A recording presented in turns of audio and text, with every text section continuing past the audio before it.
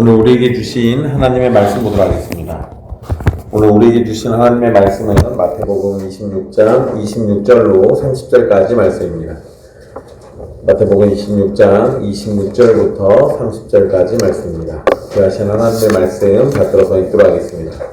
그들이 먹을 때 예수께서 떡을 가지사 축복하시고 떼어 제자들에게 주시며 이르시되 받아서 먹으라, 이것은 내 몸임이라 하시고, 또 잔을 가지사 감사기도 하시고 그들에게 주시며 이르시되 너희가 다 이것을 마시라.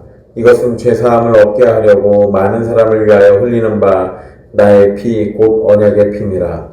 그러나 너희에게 이르노니 내가 포도나무에서 난 것을 이제부터 내 아버지의 나라에서 새 것으로 너희와 함께 마시는 날까지 마시지 아니하리라 하시니라.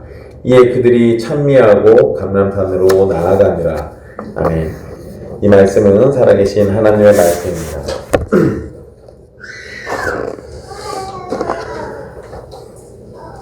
우리는 지난 시간 6월절 식탁의 자리에서 예수님을 팔게 될 제자에 관한 말씀을 살펴봤습니다.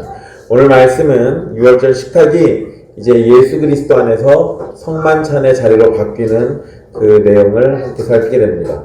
26절부터 보시면 26절에 그들이 먹을 때 예수께서 떡을 가지사 축복하시고 떼어 제자들에게 주시며 이르시되 라고 할 때 여기 세 가지 행동 표현이 나옵니다. 가지사, 축복하시고 떼어 주시며 여기에서 총 네 가지죠. 가지시고 축복하셨고 빼셨고 그리고 나눠주신 겁니다. 근데 이 네 개의 동사는 오병이어 사건에서 무리를 먹이실 때 하셨던 행동과 정확히 평행을 이룹니다. 그래서 오병이어 사건에서는 육신의 배고픔을 채우셨다면 이제는 자신의 몸을 내어주셔서 영혼의 굶주림을 해결해 주시는 겁니다. 먹으라, 이것은 내 몸이니라 라는 말씀은 떡이 물리적인 예수님의 살로 변한다는 화채설을 의미하지는 않습니다. 왜냐하면 예수님께서 이 말씀을 하실 때 예수님은 여전히 살아있는 육신으로 제자들 앞에 서 계셨기 때문에 그렇습니다. 그러니 이 떡은 예수님께서 내 몸이다 라고 하셨을 때 실제 그 몸으로 바뀌거나 변화한 것이 아닙니다. 그렇지만 이 떡은 단순히 또 물질이나 기억을 돕는 표식에 그치는 것도 아닙니다. 성령님께서 이미 복음의 믿음으로 그리스도께 연합한 성도들이 떡과 잔을 합당하게 받을 때 그리스도의 몸과 피와 그 모든 구원의 유익에 참여로 참여하고 있음을 표하고 인치시며 그들의 믿음을 영적으로 먹이고 굳세게 해주시는 겁니다. 앞에 문맥 가운데 생각해보면 지금 이 장면은 사실 엄청나게 은혜의 순간입니다. 제자들은 예수님을 배신할 사람이 자신일지도 모른다는 근심 때문에 나는 아니지요 라며 두려움의 질문을 하고 있었는데 예수님은 그런 제자들을 향해서 생명의 떡을 떼어주시는 은혜의 모습을 보여주십니다.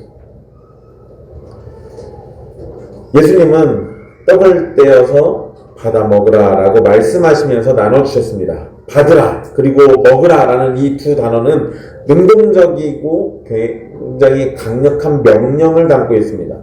생명을 상징하는 예수님의 몸은 단순히 객관적이고 역사적인 사건으로 머무는 것이 아니라 제자들의 마음속에 인격적으로 받아들여져야 하는 겁니다. 그러니까 이것이 내 몸이다. 예, 알겠어요. 제가 그게 주님의 몸이지 압니다. 라고 하는 걸로 충분한 게 아니라는 거예요. 내가 그것이 주님의 몸인지 안다면 받아서 먹는 것까지 해야 하는 겁니다. 십자가의 은혜는 지식적으로 깨닫거나 구경하는 것이 아니라 믿음으로 취해서 자신의 생명으로 삼아야 합니다. 이 부분을 놓치면 우리는 자꾸만 지식적으로 접근하게 돼요. 그런데 여러분, 지식적으로 접근하는 것보다 더 중요한 건 그것을 취해서 나의 생명으로 삼는 데 있는 겁니다. 무교병, 이때 나눠 먹은 떡은 이 무교병입니다. 이 무교병을 찢어서 나눠주신 후에 포도주 잔을 이제 주셨는데요. 이번에도 잔을 가지고 감사기도 하신 후에 제자들에게 주셨습니다. 그런데 26절에 축복하시고 라고 번역한 그 단어하고 27절에서 감사기도 하시고 라고 이렇게 번역된 이 두 단어에는 본질적인 차이는 사실 없어요. 두 단어 모두 하나님을 향한 찬양과 감사의 기도를 의미합니다. 그런데 본문에서 보면 27절에 잔을 가지사 감사기도 하시고가 되어 있잖아요. 잔이 몇 잔이에요? 하나예요. 하나입니다. 예수님께서 제자들에게 건네신 잔은 각자의 잔이 아니라 하나의 잔입니다.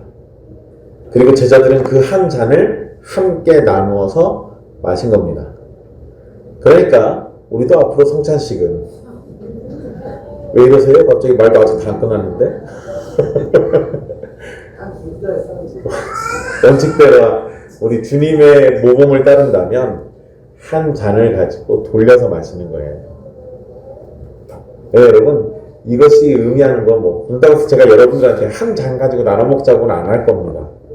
왜냐하면 그렇게 하면 여러분들 마음이 상하셔서 성찬을 기쁜 마음으로 못 드시고 두렵고 떨리는 마음으로 받으실 거잖아요. 누가 여기다가 이때 쓸지 모르는데 막 닦아가면서 먹을 거 아니에요. 네, 여러분 우리가 그렇게 한 잔으로 먹지는 않겠지만 이것이 우리에게 주는 그 의미를 생각해 봐야 돼요. 일단 기본적으로 여러분 하나의 잔으로 나눠 먹는다는 얘기는 그 정도 숫자가 하나의 온전한 교회를 이루기에 딱 좋다는 거예요. 하나의 잔으로 또 하나의 빵으로 같이 나눠 먹지 못할 정도로 많으면 어떻게 해야 돼요? 교회를 쪼개서 함께 나누는 겁니다. 어쨌든 그건 기본적으로 교회론에 입각해서 나오는 얘기니까 잘 기억해 두시고요. 예, 여러분 사실 요 하나의 잔으로 나눠 먹었다는 거에도 굉장한 은혜가 있습니다. 예수님은 너희가 다 이것을 마시라 라고 명하셨어요. 곧 배신하고 도망칠 연약한 자들이지만 예수 그리스도의 피라는 이 하나의 은혜 안에서 그들을 결코 나눌 수 없는 한 몸, 한 언약 백성으로 묶고 계신 거예요. 또한 잔을 들고 감사 기도를 드리심으로써 이 구원의 잔이 하나님 아버지로부터 온 절대적인 은혜의 선물이라는 사실도 분명히 밝히고 계십니다. 그러니까 여러분 생각해 보세요. 배신자들일 건데 이제 얘네들 다 배신자들이에요. 이제 곧 예수님 앞에 있는 이 제자들은 다 도망칠 거란 말이에요. 그런데 그들이 그럴 거라는 거 뻔히 아시면서도 주님은 이 생명의 잔을 이들에게 나눠주시고 계세요. 그리고 이들을 그 하나의 잔으로 묶으셨다고요. 너희는 도망갈지언정 나는 너희를 버리지 않을 거야. 그러니까 내가 주는 이 잔에 참여해서 하나님 아버지의 은혜 속에 함께 거하자. 이러면서 지금 잔을 나눠주시는 것 같아요. 26절과 마찬가지로 여러분 27절에서도 떡과 포도주를 나눠주는 일에는 능동적인 행동의 주체가 오직 예수님이십니다. 우리에게 생명의 떡과 포도주를 나눠주는 일에 인간의 협력은 없습니다. 철저하게 예수 그리스도의 주권적이고 일방적인 자기 내어주심을 통해서 완성되는 거예요. 물론 여러분 떡과 포도주를 받아 먹고 받아 마셔야 합니다. 이 부분에서 사람의 행동이 요구되죠. 우리가 받아 먹고 우리가 받아 마시는 거니까. 그런데 성도는 믿음으로 받아 먹고 마시지만 그 믿음은 구원에 보태지는 인간의 공로가 아니라 성령님께서 허락해 주시는 빈손이에요. 그리고 그리스도와 그의 유익을 받는 도구일 뿐입니다. 그러니까 실제 효력은 우리의 믿음으로 나타나는 게 아니라 우리가 그 믿는 그 대상, 그 믿음으로 우리에게 주어지는 하나님의 그 은혜로 인해서 우리가 유익을 얻는다는 겁니다. 모든 것은 예수 그리스도께서 이루시고 이루어진 것을 우리는 받아먹는 겁니다. 떡을 나눠주실 때는 이것은 내 몸이니라 라고 짧게 말씀하시고 끝냈어요. 그런데 잔에 관해서는 좀 더 자세히 설명하십니다. 여러분 요거에 대해서는 잔은 좀 더 부연 설명이 필요해서도 그렇지만요. 우리가 일단 그 문화적인 특징을 좀 이해하자면 원래 6월절 식탁에서 마시는 잔은 하나의 잔이 아니라 각자의 잔이 다 있습니다. 그러니까 각자 마시는 포도주 잔이 다 있는데 예수님이 하나의 잔으로 포도주를 공유하셨어요. 그러니까 이렇게 되면 관습적으로 마시던 방식과 다르잖아요. 그렇기 때문에 예수님은 왜 같은 잔의 포도주를 함께 마셨는지 그거에 대해서 좀 더 구체적으로 설명을 해주시는 겁니다. 그런데 그 설명의 내용이 너무나도 은혜롭죠. 나의 피, 곧 언약의 피, 이런 표현을 또 쓰시네요. 그런데 여러분, 나의 피, 곧 언약의 피라고 기록된 28절의 말씀은 출애굽기 24장 8절의 말씀을 반영하고 있습니다. 특별히 마태복음에서 언약이라는 단어는 딱 이곳에서만 사용됩니다. 28절에서 흘리는 바라고 번역된 단어가 있는데요. 이건 현재 분사형이에요. 이거 그냥 말씀드리면 지금 흘려지고 있는 이란 의미입니다. 그러니까 지금 이 순간, 그 순간에 흘려지고 있는 거예요. 사실 여러분 아직 예수님이 십자가에 달리지 않으셨어요. 그러니까 피를 실제로 흘리지는 않으셨습니다. 그런데 예수님께서는 그 죽음이 확실히 이루어질 구속사건이라는 것을 떡과 잔을 통해서 미리 해석해서 제자들에게 말씀해 주시는 겁니다. 28절의 말씀을 성찬에 적용해 보면 예수님께서 28절에 이것은, 그러니까 이 잔이죠. 이것은 죄사함을 얻게 하려고 많은 사람을 위해 흘리는 바 나의 피 곧 언약의 피다라고 얘기하셨어요. 이게 성찬에 적용이 되면 성찬의 중심은 어떤 겁니까? 그리스도의 피를 통한 죄 용서라는 대속적 사역이에요. 우리가 거기에 참여하는 겁니다. 이것은 수직적 은혜죠. 그런데 이 죄사함을 위한 이 대속적 사역이 수직적으로 먼저 우리에게 주어집니다. 그리고 이 은혜를 함께 받은 성도들은 이 한 잔을 나누면서 한 몸됨을 확인하는 것입니다. 이것이 이 수직적 은혜의 열매예요. 그래서 수평적 교제, 성도들이 한 몸과 한 잔에 참여하면서 수평적으로 교제하는 것은 수직적으로 주님께서 주시는 대속의 은혜 속에서 흘러나오는 겁니다. 그러니까 이것을 대체하거나 그것과 나란히 놓이는 다른 것이 있어서는 안 돼요. 그러니까 우리는 성찬을 대할 때 먼저는 죄사함을 위해서 주께서 나에게 주시는 구원의 은혜임을 기억하고 동시에 그 은혜를 내가 지금 함께 나누는 내 형제와 자매들이 나와 함께 한 몸으로 주께서 엮으셨다라는 그 사실을 기쁨으로 또 받는 겁니다.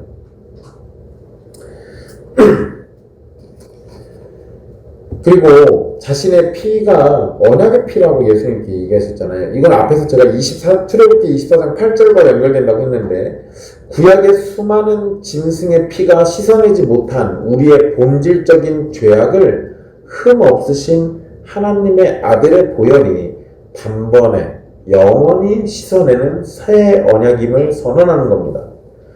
모세가 짐승의 피를 백성들에게 뿌려서 하나님과 이스라엘의 언약에 인을 쳤다면 예수님은 자신의 피를 언약을 맺는 그 피로 사용하고 계신 거예요. 그리고 여러분 이 언약의 피란 표현은 구약 성경의 여러 곳에서 언급되는데요. 제가 여기서 특별히 두 군데만 더 언급하겠습니다. 첫 번째는 이 언약의 피는 스가랴 9장 11절과도 연결됩니다. 스가랴 9장 9절로 10절 말씀에서 마지막 때에 왕이 임하실 것을 예언합니다. 그런데 그리고 11절에서는 언약의 피가 언급이 돼요. 그러니까 이것을 문맥 가운데서 스가랴 말씀을 이해하면 예언된 왕이 마지막 날에 해방과 소망을 가져다 주실 건데 그것을 이 언약의 피와 연결해가지고 우리에게 주시는 거예요.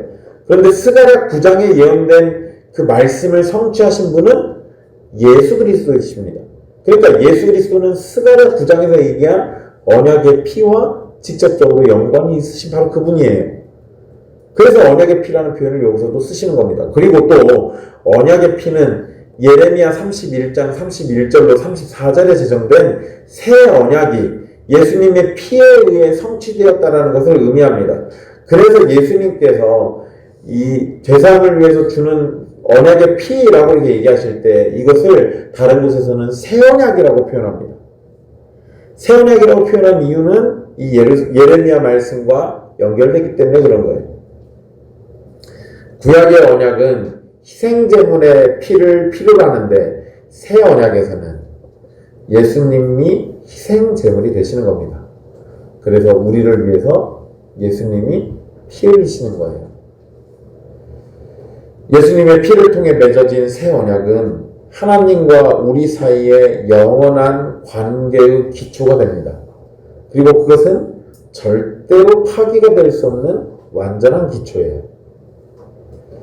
예수님은 이제부터 포도나무에서 난 것을 아버지의 나라에서 새 것으로 제자들과 함께 마시는 날까지 마시지 않을 것이다 라고 이렇게 말씀하십니다.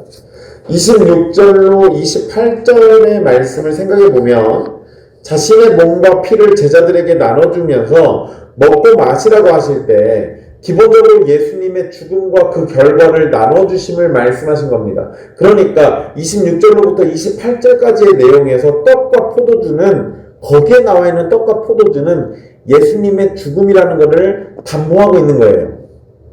그런데 29절에서 제자들과 함께 아버지의 나라에서 함께 마시는 날이 있다라는 것을 말씀하셨잖아요. 이건 뭐를 의미하냐면 죽음으로 끝나는 것이 아니라 죽음 이후에 부활이 있고 부활 이후에 승리의 잔치가 있을 거라는 겁니다. 그리고 예수님은 바로 그 승리의 잔치에서 누구와 함께? 제자들과 함께 포도주를 마실 거라고 얘기하시는 거예요. 예수님은 불확실한 표현을 사용하지 않으시고 확신에 찬 표현으로 말씀하셨습니다. 즉 십자가의 죽음도 분명한 사실이지만 아버지의 나라에서 승리의 잔치를 하시는 것도 분명하다는 겁니다. 또한 제자들은 곧 예수님을 배반하고 도망갈 겁니다. 이들의 치명적인 실패가 분명히 있을 건데 예수님의 말씀을 생각하면 예수님은 그들을 어떻게 했다는 거예요? 도망갈 거 이미 다 알고 있어요. 그런데 나중에 부활해가지고 또 나중에 훗날 아버지의 나라에서 승리의 잔치를 같이 하겠다라고 얘기하시는 건 제자들을 이미 뭐 하고 계신 거예요? 용서하신 거예요. 이미 그들을 용서하고 하나님의 나라의 잔치에 함께 교제하게 될 것을 말씀하고 계신 겁니다. 여러분 이게 참으로 은혜로운 게 뭐냐면 제자들의 범죄는 아직 시작도 안 했습니다. 거기다가 제자들이 예수님에게 용서를 제대로 구할까요? 그것도 그러지 않아요. 그래서 주님의 용서는 그들의 범죄보다도 앞섭니다. 그래서 참 은혜로워요. 우리는 때로 우리의 범죄가 너무 커서 하나님의 은혜를 받지 못할까 두려움에 떨기도 하잖아요. 그런데 보세요. 예수님은 그 범죄가 일어나기도 전에 제자들을 이미 용서의 자리로 그리고 기쁨의 자리로 초청하고 계신다고요. 주님은 이미 창세전에 우리를 용서하실 모든 계획을 다 세워놓으셨고 이미 다 그 안에서 용서하신 거예요. 그래서 우리가 예수 그리스도의 이름을 부르면서 구원을 말할 수 있는 겁니다.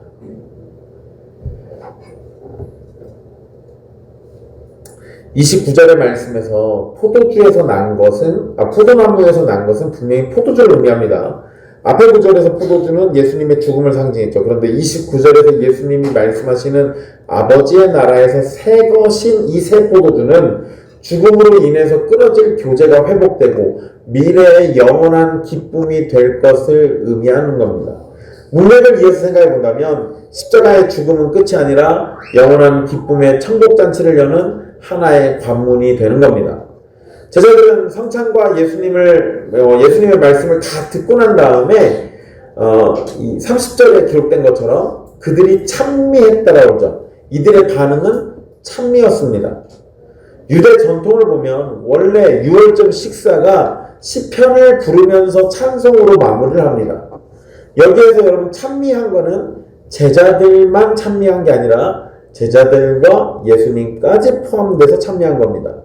그리고 문맥 속에서 보면 제자들이 바로 예수님을 버리지 않을 것임을 확언하는 걸 보면 이 이후의 사건이에요. 31절 그 이후의 내용에 보면 여러분들 잘 아시는 베드로가 예수님을 부인할 거라는 그 내용이 나옵니다. 그런데 여러분 오해하시면 안 돼요. 35절에 한번 보세요. 베드로가 이르되 내가 주와 함께 죽을지언정 주를 부인하지 않겠나이다 라고 말하니까 그러고 끝납니까? 아니요. 모든 제자도 그와 같이 말하니라 라고 되어 있어요.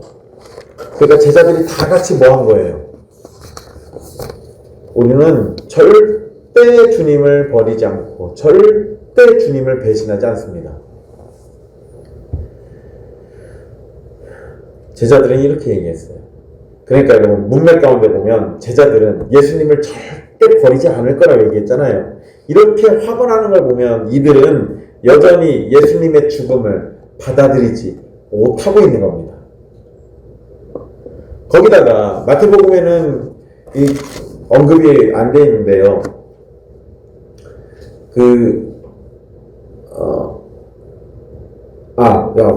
마태복음에 나와 있는 내용인데요. 이 예수님을 잡으러 온 사람을 향해서 베드로가 칼을 빼서 귀를 잘라버립니다. 이 내용을 보면 베드로는 순순히 예수님을 내줄 생각도 애초에 없었어요. 그러니까 어떤 식으로든 예수님의 죽음을 막을 생각이었습니다. 그러니까 제자들은 예수님의 죽음을 받아들이지 못하고 있는 게 문맥상의 내용에서 우리가 알 수 있는 겁니다. 그런데 여러분 이렇게 놓고 이 찬미를 생각하면 재미난 해석이 나옵니다. 제자들은 예수님의 죽음은 모른 채 그냥 관습적으로 찬미한 겁니다. 반면에 예수님은 자신의 죽음을 앞둔 시점에서 하나님을 찬송한 거예요. 제자들에게 십자가 고난과 죽음을 계속해서 말씀해 주셨고 떡과 포도주가 살이 찢기고 피를 흘려서 주시는 것임을 알려줘도 제자들은 그것의 참된 의미를 여전히 모르고 있어요. 이건 여러분 예수님의 가르침의 문제가 아닙니다. 성령님의 깨우치심이 없다면 누구도 하나님의 진리를 온전히 이해할 수가 없습니다. 반면에 성령님께서 깨우쳐 주시면 갓난아기도 천국 복음을 이해하고 받아들일 수 있습니다. 제자들은 부패한 본성을 가지고 예수님의 가르침을 대하고 있기에 아직 그 말씀의 의미를 온전히 깨닫지 못했던 겁니다. 그리고 여러분 당시 유대인들은 유월절 식사 전에는 시편 113편과 114편을 노래합니다. 그리고 식사를 마치고 난 다음에는 시편 115편부터 118편을 노래합니다. 그러니까 유월절 식사를 마치고 난 다음에 찬미를 했으니까 이들이 부른 건 뭐겠어요? 시편 115편에서 118편입니다. 그런데 115편에서 118편은 메시아의 고난과 승리를 노래하는 찬양입니다. 특히 시편 118편은 건축자가 버린 돌이 집 모퉁이의 머릿돌이 되었다라는 내용과 또 여호와의 이름으로 오는 자가 복이 있다는 예언의 말씀이 담겨져 있습니다. 그러니까 예수님은 곧 십자가에서 버려질 돌처럼 찢기실 자신의 운명을 아시면서도 마침내 구원의 머릿돌로 승리하실 것을 확신하면서 이 시편을 노래하고 있는 거예요. 그러면서 하나님을 찬송하고 있는 겁니다. 즉 메시아의 고난과 궁극적 승리를 노래하는 내용으로 지금 이야기하고 있는 거예요. 예수님은 이 시편을 입술로 고백하면서 십자가의 고난과 구원의 영광을 찬송하신 겁니다. 예수님께서 제자들 가운데 한 사람이 자신을 팔 것이라고 말씀하신 내용이 지난주에 살핀 내용이잖아요. 그런 일이 있을 것을 뻔히 아시면서도 그 마지막은 뭘로 끝나는 거예요? 찬송으로 끝나요.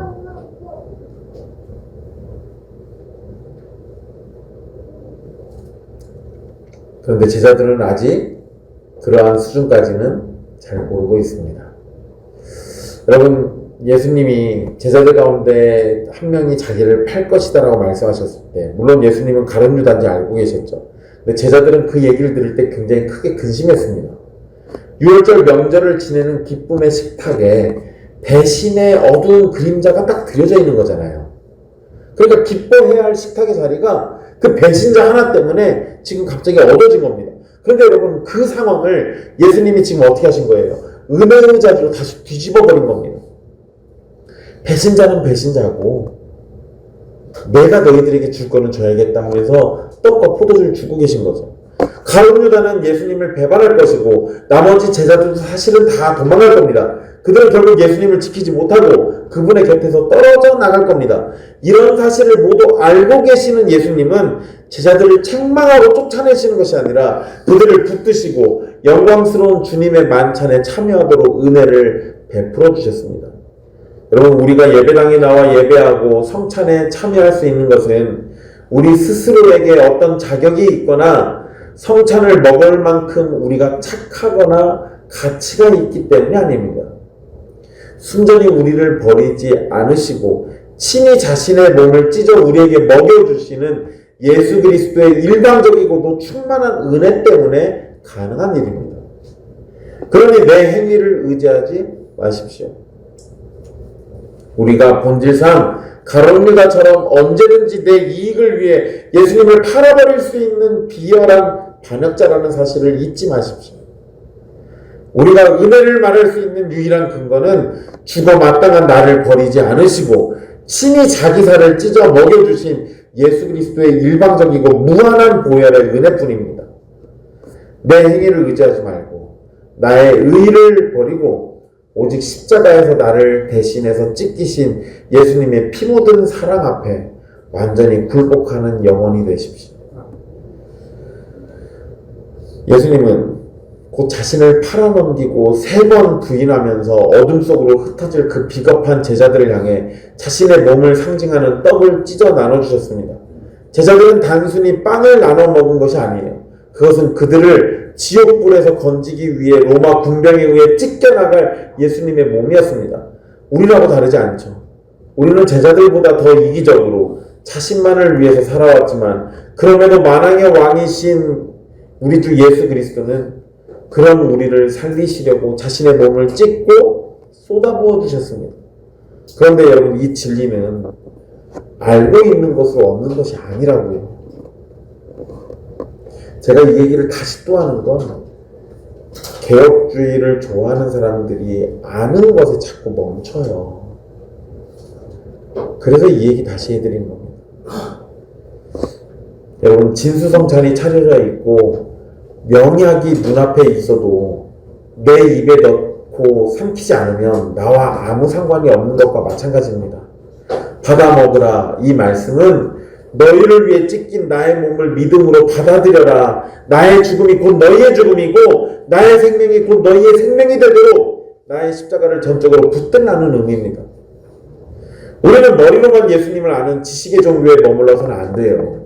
그리스도의 십자가는 우리의 반응으로 비로소 의미와 효력을 얻는 사건은 아닙니다. 객관적으로 완성된 구속사역이죠. 그러나 그 구원의 유익은 성령님께서 주시는 믿음으로 그리스도를 받아들이고 그 안에서 안식할 때 우리에게 적용되는 겁니다. 성찬은 단순히 떡과 잔을 먹는 행위로 불신자를 거듭나게 하는 의식이 아니라 회개하고 믿는 성도의 믿음을 확인하고 양육하는 은혜의 방편입니다. 종교적인 행위로 예배에 참석하는 정도에서 마음의 위로를 얻으려 하지 마십시오. 예수 그리스도께서 나를 위해 죽으셨고 그분으로 말미암아 내가 이제 살았음을 확실히 아십시오. 이제 내가 사는 것은 단지 내 삶을 사는 것이 아닙니다. 갈라디아서 말씀처럼 오직 내 안에 그리스도께서 사시는 거예요.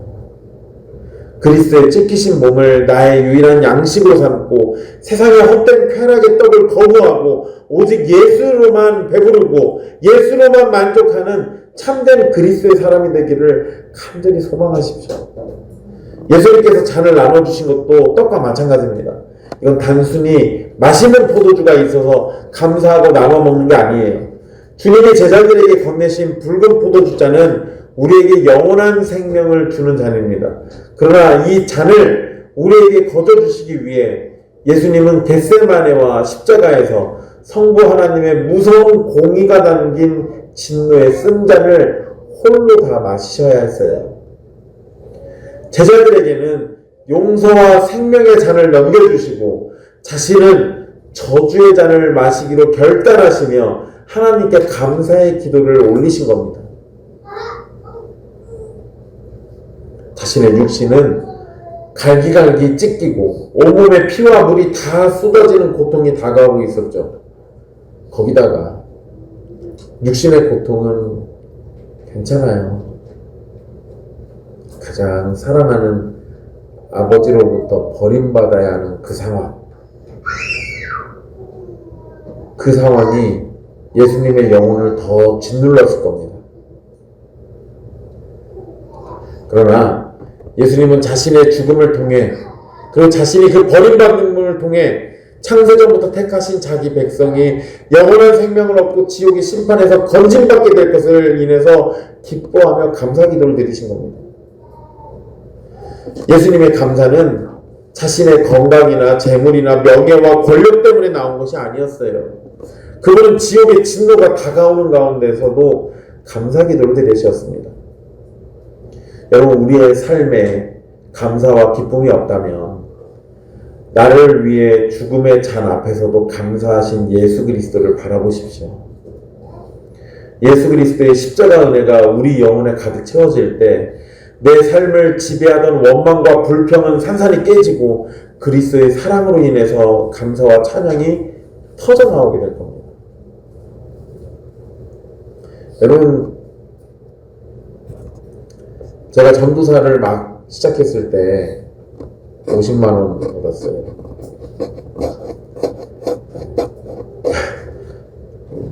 20대 중반쯤 됐는데 한 달에 50만 원 가지고 근데 여러분, 사실 그때는 별로 불평이 없었습니다. 왜냐하면 제가 유추선 성도한테 빌부터 살았기 때문에 먹고 사는데 크게 어려움은 없었어요.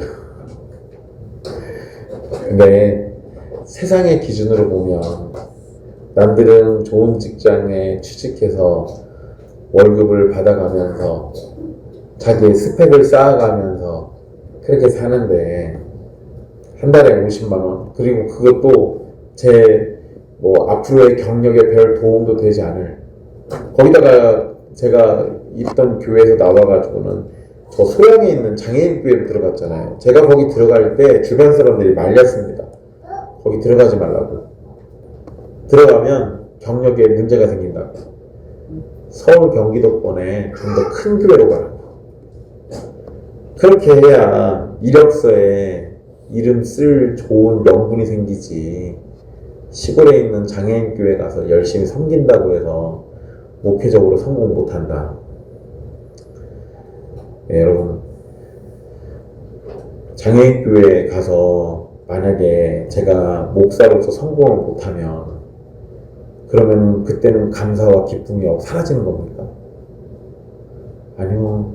그런 식으로 평가하는 것 자체가 이미 우리가 세상의 것들에 지배받고 있는 거예요. 여러분, 제가 처음에 교단을 한국기독교 장로회로 선택해가지고 그 신학교고 갔을 때 주변 사람들이 또 말렸습니다. 왜 교단을 거기로 했냐. 크려면 대한예수교 장로회로 와야지. 거기로 가면 안 된다. 저보고 교단을 다시 가라고. 큰 교단 가라고. 큰 교단 가서 큰 교회에서 목회하면 그제서야 비로소 감사와 기쁨이 나의 삶에 가득 채워지는 겁니까? 아니요. 여러분, 그게 도대체 무슨 소용이 있어요? 큰 교회든 작은 교회든 내 영혼이 예수 그리스도로 채워져 있으면 그때서야 진정한 기쁨과 감사가 내 삶에 가득 채워져 있겠죠. 그런데 그런 걸 한 번도 경험해보지 못한 사람들은 헛된 것에서 기쁨과 감사를 찾으려고 합니다. 여러분들은 지금 무엇으로부터 기쁨과 감사를 찾고 있습니까? 죽음이 눈앞에 있음에도 불구하고 아버지의 뜻대로 되어서 택한 자기 백성들을 구원하시기를 기뻐하시는 우리 주 예수 그리스도를 보십시오. 죽음이 찾아오고 있는데 그 와중에도 감사기도하고 있는 우리 주 예수 그리스도를 보십시오. 나의 주, 나의 왕이 이러신 분이니까, 이렇게 사랑이 많으신 분이니까, 그런 분을 안다면 내 삶에 기쁨이 없고 감사가 없을 수가 없어요.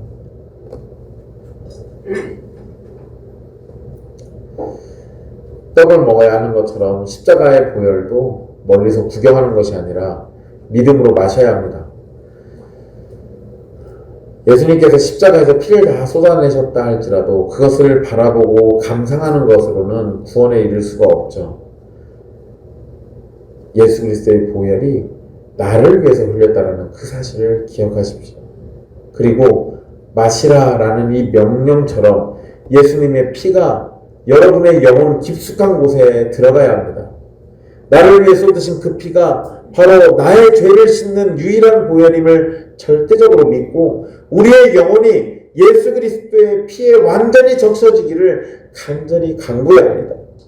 십자가의 보혈은 단지 깨달아야만 하는 학문이 아니라 내 영혼이 살기 위해 마셔야 하는 생명의 음료입니다. 예수님은 너희가 다 이것을 마시라라고 말씀하셨는데 그 자리의 제자들은 다 도망가거나 배신할 자들이었다고요. 그런데도 아낌없이 주셨어요. 여러분, 다니엘과 세 친구 혹은 돌에 맞아 죽어가던 스데반과 같은 상황이 우리에게 닥친다면 우리 대부분도 두려움에 떨면서 도망칠 겁니다.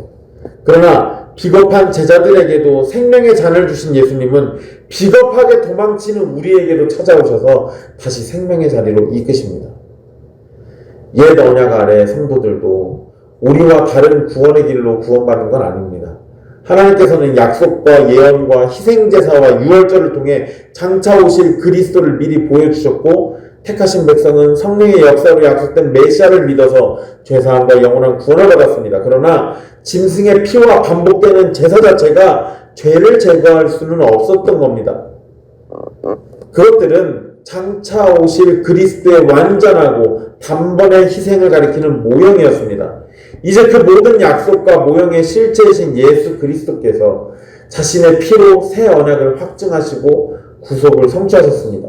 그래서 예수님께서 새 언약을 말씀하신 겁니다.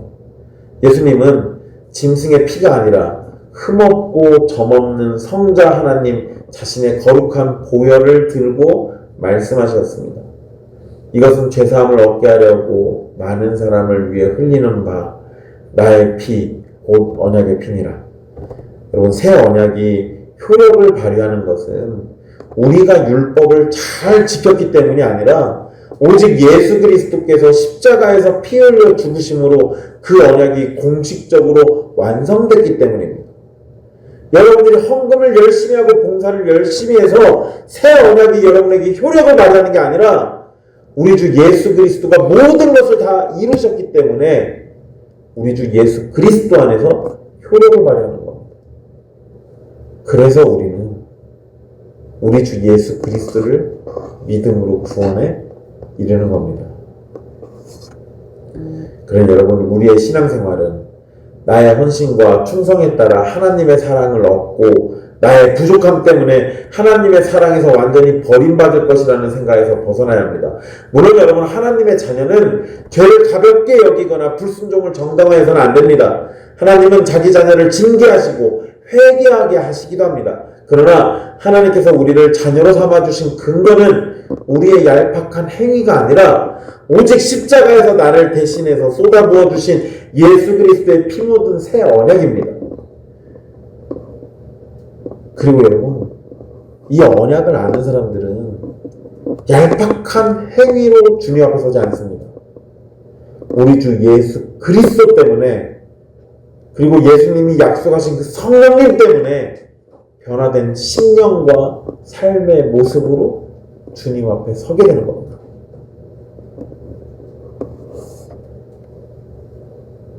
그래서 이전과는 다른 삶의 모습을 주님 앞에서 드러내면서 살아가게 되는 거예요. 예수님은 배신자의 자리에 서게 될 제자들을 향해서도 그들을 위해서 흘리는 자신의 피라고 말씀하셨습니다.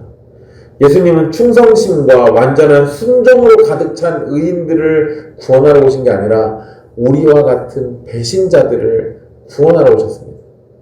우리 주님은 죄의 악취로 가득한 나를 살리시려고 십자가에서 가장 귀한 자신의 피, 곧 생명의 피를 쏟아서 우리의 값을 대신 치러주셨습니다. 그래서 우리의 죄사함을 얻게 하셨죠. 그리고 여러분, 이것은 마태복음 1장 21절에 천사가 전해준 예수님의 이름과 완벽하게 연결되는 겁니다. 아들을 낳으리니 그 이름을 예수라 하라. 이는 그가 자기 백성을 저희 죄에서 구원할 자이십니다. 예수님은 그 이름처럼 자기 백성을 그들의 죄에서 구원할 자십니다. 예수님은 정치적 혁명가도 아니고 질병을 고쳐주고 가난을 해결해주는 사회사업가가 아닙니다. 예수님은 사람에게 있는 가장 끔찍하고 근본적인 문제, 나를 하나님과 단절시키고 영원한 유황불의 지옥으로 끌고 들어가는 그 저주스러운 죄의 문제를 해결하기 위해 오신 우리의 구원자이십니다. 그러니 예수님의 이름을 세상에서 성공하기 위한 도구로 취급하거나 기복주의를 정당화하는 명분으로 삼는 죄악을 철저히 회개해야 합니다. 예수님은 자기 백성을 그들의 죄로부터 구원할 분이시고 바로 그 구원을 통해 하나님의 영광을 드러내러 오신 분입니다. 28절에서 예수님은 자신의 죽음으로 얻게 되는 죄사함을 말씀하셨습니다. 그리고 곧이어 29절에서는 내 아버지의 나라에서 새 것으로 마시는 날이 있음을 선포하셨습니다. 그날에는 제자들과 예수님께서 함께 자리하게 됩니다. 예수님은 십자가의 죽음으로 끝이 난 것이 아니라 그 너머에 천국의 잔치와 영광이 있음을 선언하신 거예요. 이제 곧 로마의 사형 틀에서 예수님의 몸은 처참하게 찢기고 상하며 죽게 됩니다. 하지만 예수님은 죽음을 이기고 부활하실 것이고 아버지의 나라를 완성하시면서 만왕의 왕으로 승리하셨음을 드러내실 겁니다. 십자가의 죽음은 실패의 종착점이 아니라 부활과 천국의 영광으로 나아가는 길입니다. 그리고 예수 그리스도 안에 있는 우리도 마찬가지예요. 우리의 인생을 절망으로 몰아넣는 고난과 질병과 실패가 분명히 있겠지만 그것이 우리의 끝은 아닙니다. 목사님, 정말 끝은 아니더라고요. 이 정도면 죽겠다 싶은데 그것보다 더한 것이 오더라고요. 괜찮아요. 그것도 끝은 아니에요. 아니요, 더한 게 온다는 얘기가 아닙니다. 세상은 우리를 십자가에 못 박고 이제 모든 것이 끝났다고 조롱할지도 모릅니다. 그러나 예수 그리스도를 나의 주님으로 모신 성도에게는 결코 영원한 절망이 없습니다. 눈앞에 고난과 괴로움만 바라보던 눈을 들어서 죽음의 저주를 깨뜨리고 영광의 나라를 예비하신 예수 그리스도를 보십시오. 그분의 승리는 그분에게 연합되어 있는 우리의 승리입니다.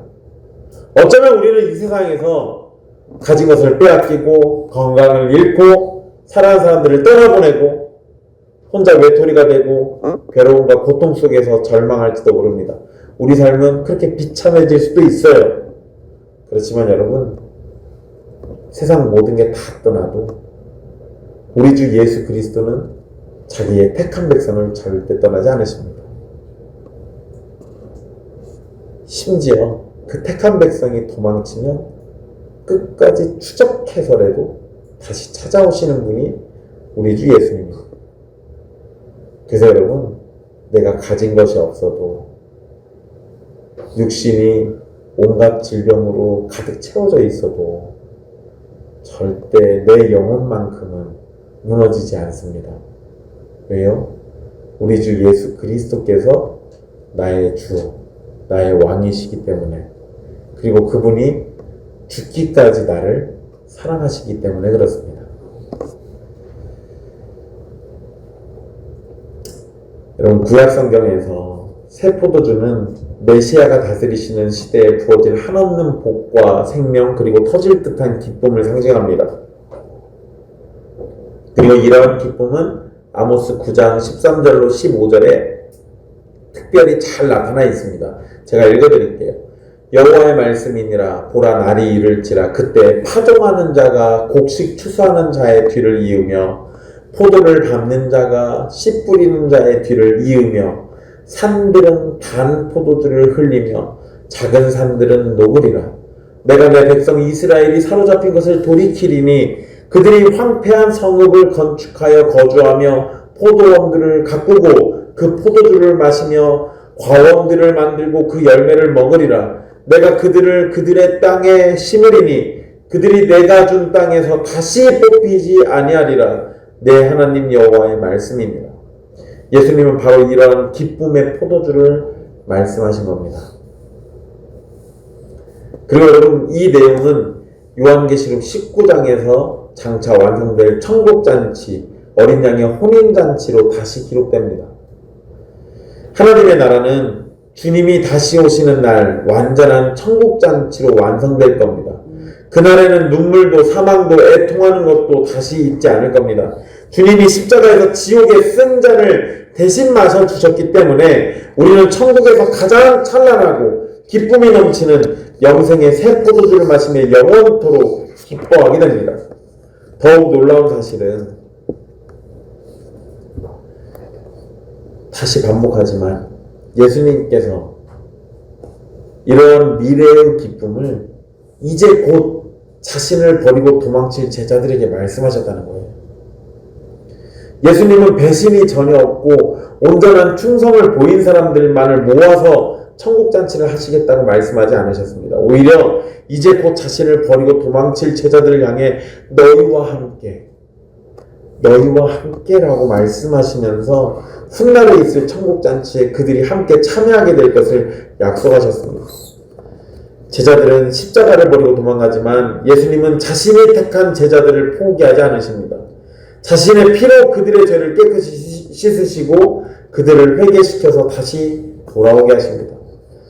여러분 여기에서 우리는 도르트 신조에서 배울 수 있는 교리를 하나 발견합니다. 선도의 견인.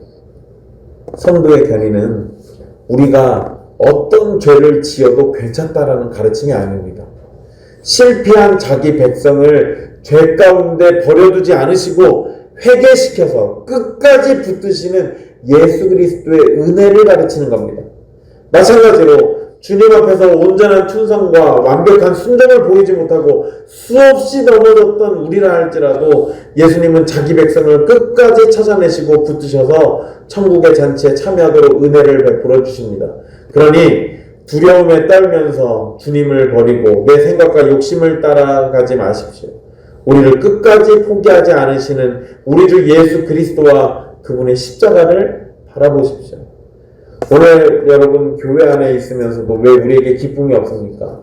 왜 나의 삶은 기쁨과 거리가 먼 것처럼 느껴지십니까? 돈과 권력 또는 썩어 없어질 이 땅의 것들에 우리의 시선을 두고 있기 때문에 그런 겁니다. 세상이 주는 싸구려 쾌락에 목매지 말고 주님이 예비하신 영광스러운 하나님 나라의 잔치를 바라보십시오. 그리고 우리를 위해 죽음과 부활로 모든 것을 준비해 주신 예수 그리스도를 바라보십시오. 우리는 천국에 가서만 기쁨을 누리는 것이 아닙니다. 예수 그리스도로 말미암아 지금도 기쁨으로 가득한 삶을 살아갈 수 있습니다. 아직 고난이 있고 눈물이 있지만 그 고난과 눈물이 우리의 마지막이 아니라는 것을 알기 때문에 기쁨이 있는 겁니다. 십자가 너머에 부활이 있고 아버지의 나라가 있고 주님과 함께 마실 기쁨의 새 잔이 있기 때문에 우리는 이 땅에서도 기쁨으로 매일을 살아갈 수 있습니다. 예수님은 자신을 버리고 팔아넘길 제자들의 배신을 알고 계셨죠. 또 얼마 지나지 않으면 십자가 위에서 절규하면서 가장 처절하게 버림받게 되실 것도 알고 계셨습니다. 예수님은 그 고난을 가볍게 여기거나 아무런 두려움도 느끼지 않으신 것이 아니에요. 겟세마네에서 심히 고민하며 슬퍼하셨습니다. 그러나 예수님은 두려움 때문에 아버지의 뜻에서 물러서지 않으셨습니다. 눈앞에 고난을 외면하지 않으면서도 그 너머에 창세전부터 택하신 자기 백성을 구원하시는 성부 하나님의 구원 계획을 바라보면서 찬송하셨습니다. 예수님은 성찬을 나누시던 안전한 장소를 떠나서 감람산으로 이동하셨죠. 감람산의 겟세마네 동산은 예수님께서 기도하시던 장소였고 예수님을 체포하려는 자들에게 쉽게 발견될 수 있는 장소이기도 했습니다. 주님이 원하셨다면 얼마든지 예루살렘을 피해 도망치실 수도 있었습니다. 하지만 주님은 하나님의 뜻에 순종하기 위해 비겁하게 도망치지 않으셨어요. 자신을 붙잡아 죽일 원수들이 있는 곳을 향해 능동적이고도 주권적으로 나아가셨습니다. 제자들은 예수님과 함께 찬송하면서 유월절 예식을 마무리했고 여호와의 구원하심을 노래했을 겁니다. 그러나 이제 곧 제자들은 모두 십자가를 내팽개치고 뿔뿔이 도망쳐버립니다. 이것은 사람의 헌신과 결단이 그리고 종교적인 찬양만으로는 고난과 죽음 앞에서 끝까지 설 수 없다는 사실을 철저하게 폭로하는 겁니다. 하지만 제자들과 함께 찬송하신 예수님은 자신의 온몸을 내어던져서 그 찬송의 진실함을 순종으로 드러내셨습니다. 모두가 도망할 때 예수 그리스도는 끝까지 십자가의 고난을 인내하면서 우리의 구원을 완벽하게 성취하셨습니다. 우리의 구원은 우리의 찬송이 얼마나 뜨거웠는가에 달려있지 않습니다. 우리의 결단이 얼마나 강했는가에도 달려있지 않아요.